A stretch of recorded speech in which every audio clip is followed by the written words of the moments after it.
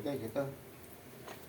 Paglilinis po muna tayo ng gamit mula nung bumahas pa po ako nakakagawa. Ito, linisin ko lang po yung mga gamit ko. Pinalawang na po.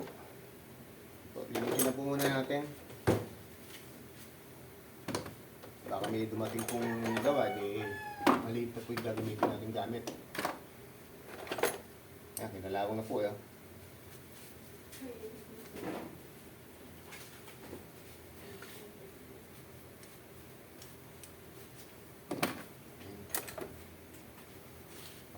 Pag ginat po siya, wala siyang kalawang. Kasi po yung kalawang, tumama sa gold, dumudumi po yung gold. Kaya kailangan po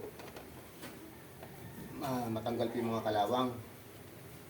Pero hindi po maiwasan sa panahon ngayon yung kalawang. Kasi po yung pagkagaganyan po tagulan, hindi maiwasan ng malakas kalawangin yung gamit. Ayun po, tingnan niyo po.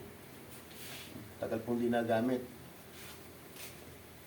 Kaya ito po, medyo na po muna yung natin, lilpo na po muna tayo.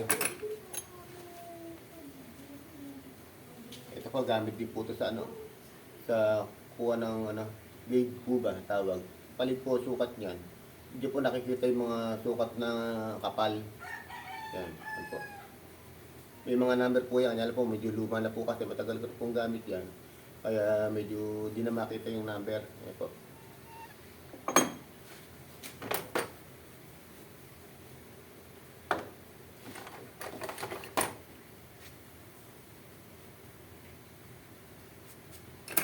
Kalawang po eh.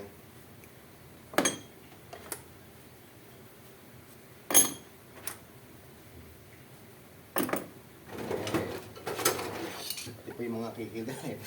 Mahal po kasi yan ang mga kikil. Pinag-uupra po ko po ito kahit na luma na.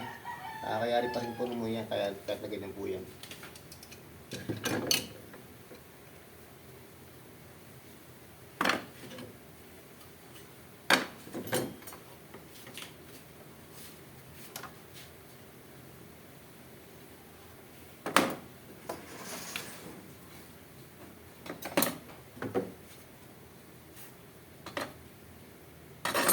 Dami pong gamit ng platero. Ayan, itong aking toko, yung daming nakatambak na mga abubot. Hindi mo tanggal. Minsan kasi pagka kailangan mo, may gawa kasi na kailangan mo ng ibang gamit, nandito na sa ibabaw ng aking toko. Kaya hindi ko rin po matanggal yung ibang mga gamit dito na nakatambak.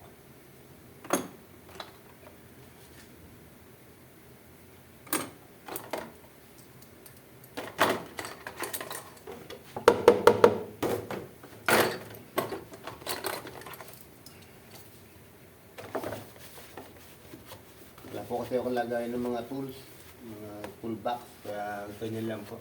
Kaya po pagka naka-open lang po siyang ganyan, madali po siyang kalawangin.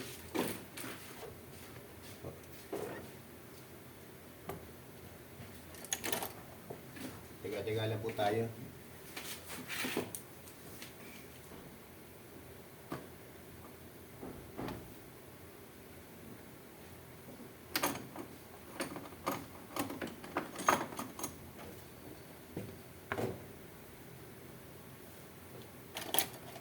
Sige po, maraming salamat. Thanks for watching.